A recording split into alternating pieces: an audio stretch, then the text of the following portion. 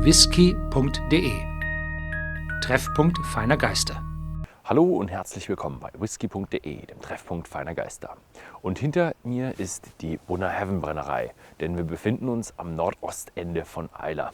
Sehr abgelegen, und diese Brennerei wurde 1881 gegründet und jetzt erst in 2011 wurde etwas umgestellt bei Bunnahabhain und nun haben sie eine Produktpalette aus nicht kühl gefilterten und nicht gefärbten Whiskys. Und das schauen wir uns heute mal an. Hinter mir ist die Malzmühle von Bunnahabhain.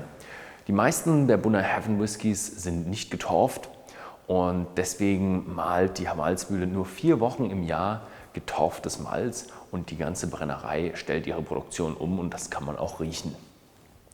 1960 stellte die Brennerei ihre Produktion um von der Blendindustrie Richtung Single Malt Industrie.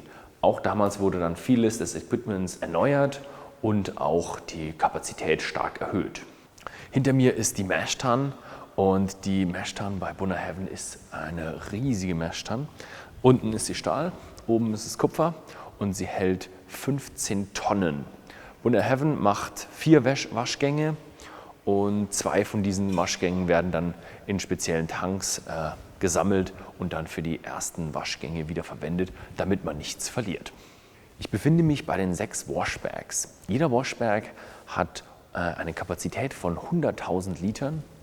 66.000 Litern werden dann mit dem Wort befüllt. Das ist das, was aus der Maischen kommt.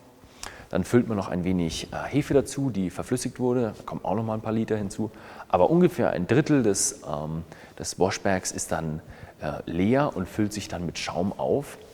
Diese Motoren auf den Washbags drehen sich dann und schlagen den Schaum nieder, sodass die Washbags nicht überlaufen.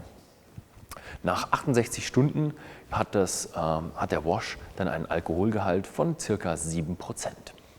Ich befinde mich jetzt im Brennraum von Bunnahabhain und hinter mir steht eine Washstill. Links in der Ecke ist dann auch noch die zweite Washstill.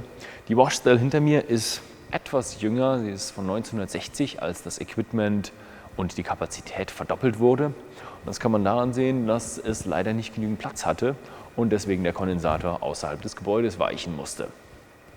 Die Stills bei Bunnahabhain sind sehr,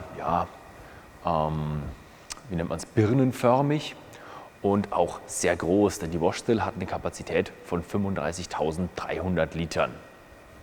Ein Washbag hat eine Kapazität von 66.000 Litern oder ist gefüllt mit 66.000 Litern Wash, wird aufgeteilt auf beide Washstills, aber nur jeweils die Hälfte wird verwendet, denn man kann eine Washstill nicht bis zum Rand füllen und dann kochen, denn sonst würde sie überkochen und wahrscheinlich den Kondensator verstopfen und die Spirit Still verschmutzen.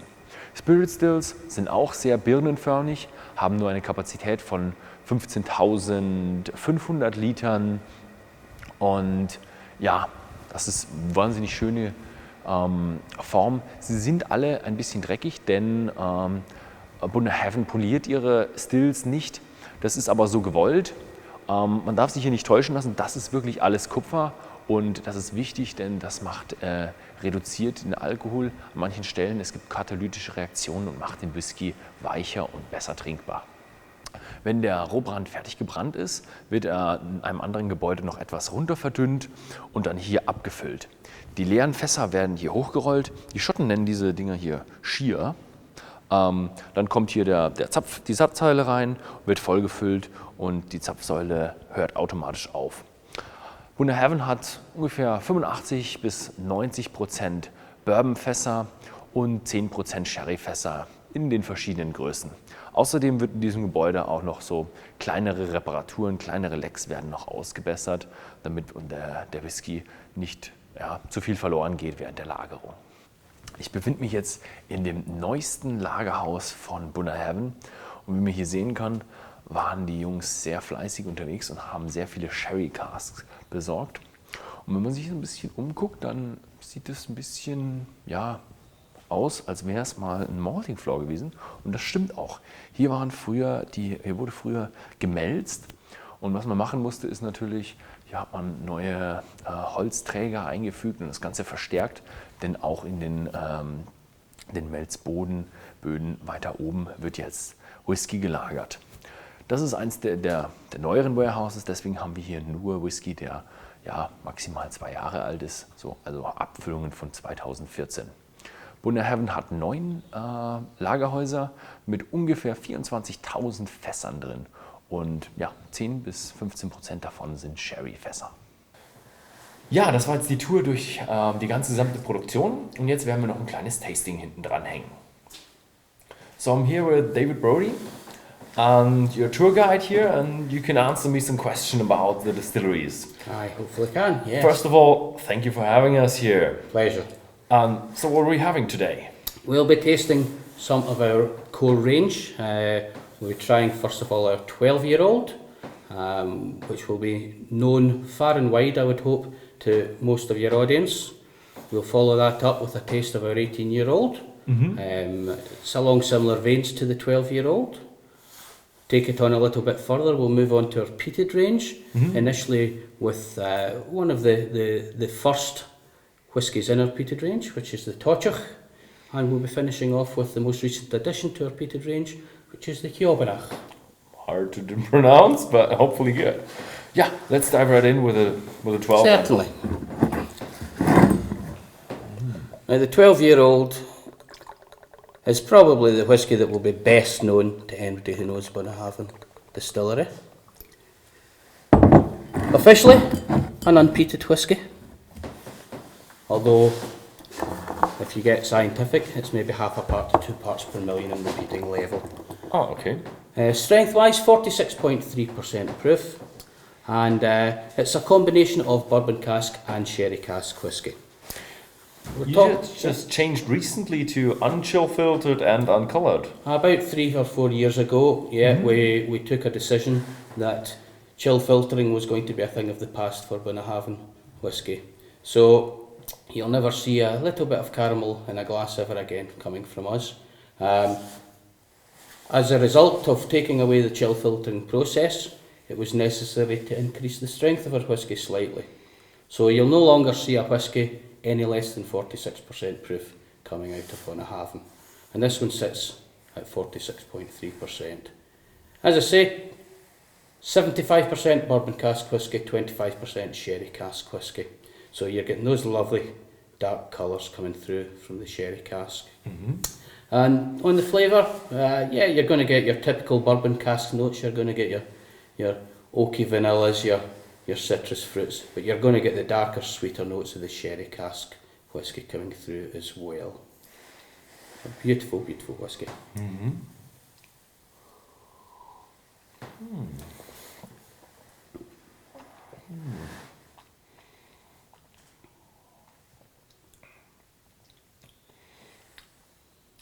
Yeah, sweetness.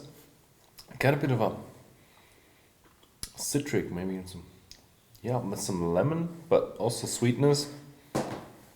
Bit of that bourbon style, a little vanilla, a little caramel.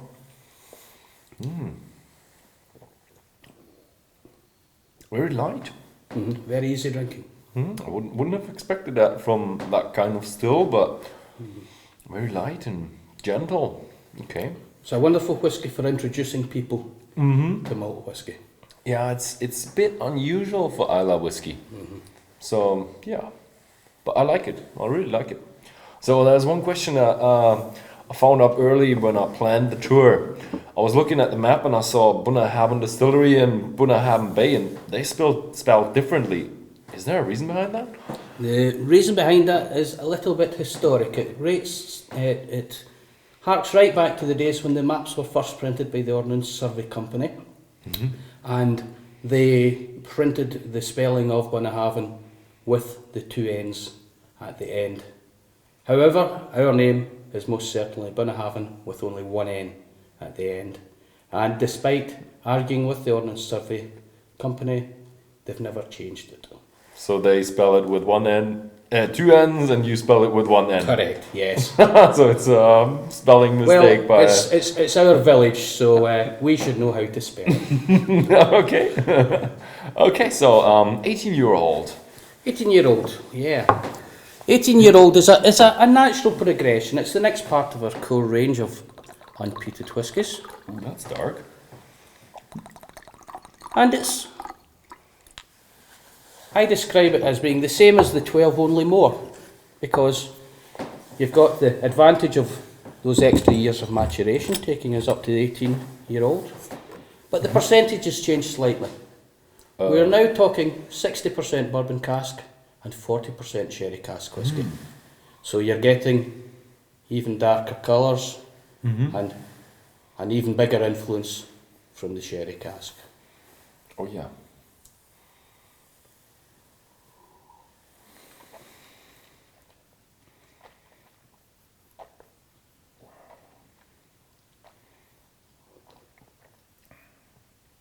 Oh yeah. It's more with I would say grapey fruits. You really see the sherry influence. The darker fruits are So when you prominent. do say 40% sherry, do you do it time wise, like you barrel it in bourbon, then you barrel it in sherry, or do you do a marriage of casks? It's a marriage, it's a vatting. It's not a finish. We take our percentage of casks and our percentage of sherry casks, and they're combined. Oh, I really like that.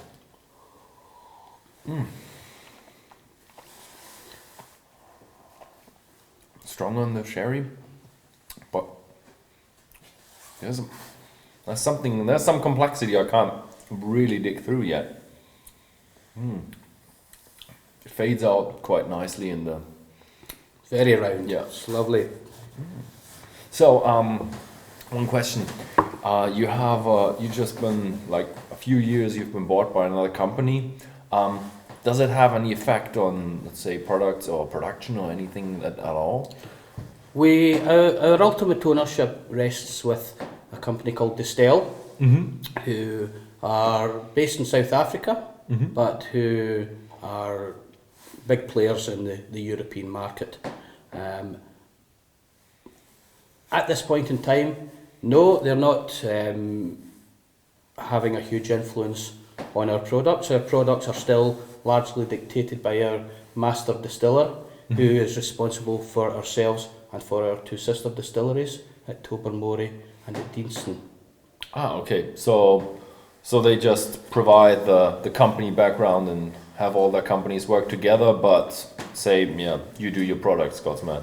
That's effectively that's the basis that we're working on. Okay. Yeah. Nice way to work. Good.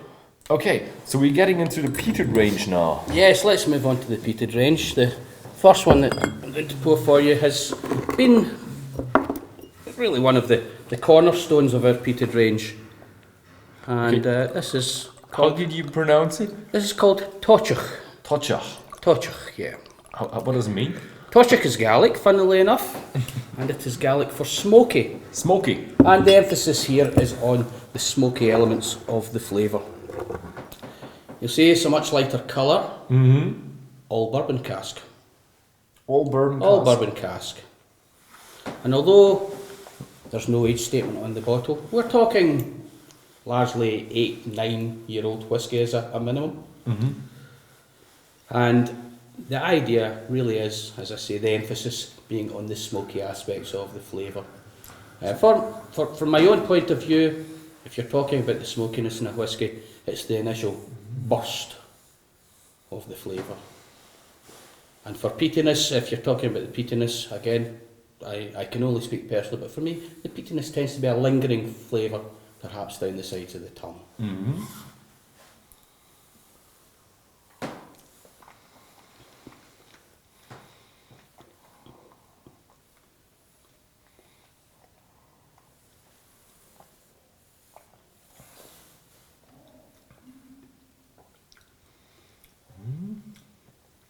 So quite sharp, quite active at the start. But I'm not sure what it is. If it's maybe a bit of the alcohol. We're looking at 46 again. 46 exactly for this one. 46 But points. there's a curve of smokiness. It rises a bit and now it's fading out and got a bit of different flavors in there. I'm not quite sure what it is. Maybe a bit of It's like honey. Okay, so this is like, I don't know, I would estimate it at 20, 30. Well, how much ppm are we looking at? We're only talking 10 parts per million. 10 parts per 10 million. parts per million. That's strong but, for 10. But it punches above its weight.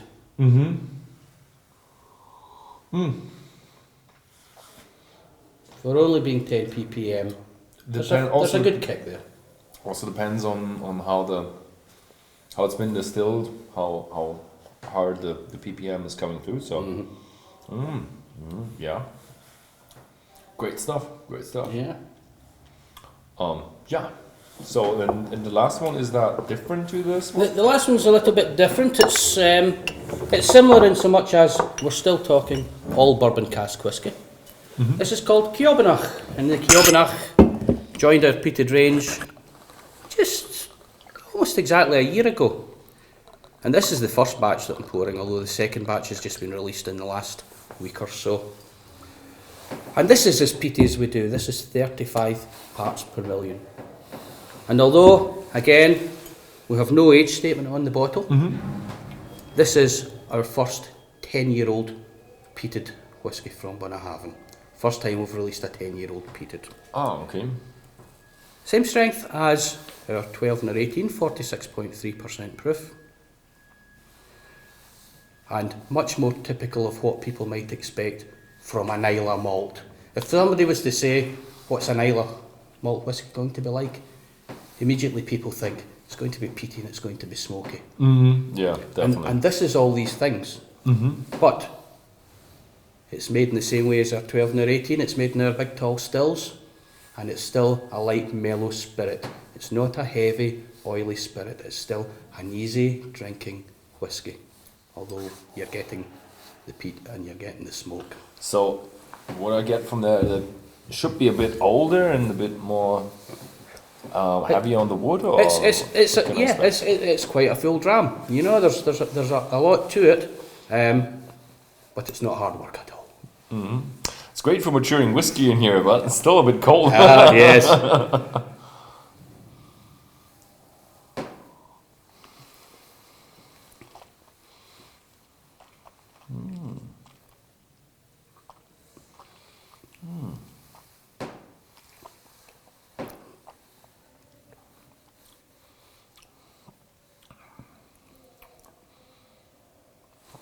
I would say it's a bit more intense than the other one. Yeah. It's more lingering. It's got more of the wood flavors, I would say.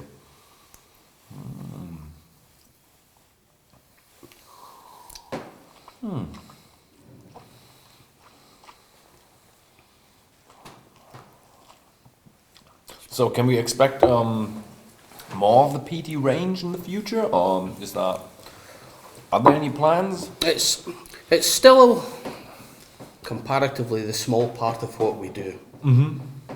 But we would be crazy not to provide to the I like it.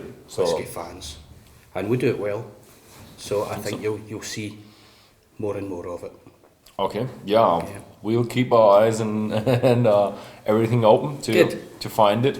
Good. So thank you very much for having us here on Islay. Absolute pleasure. And thanks everybody for watching. If you found this video interesting and you have some friends who might also like to see this video, then please feel free to share this video with your friends, and thank you for watching.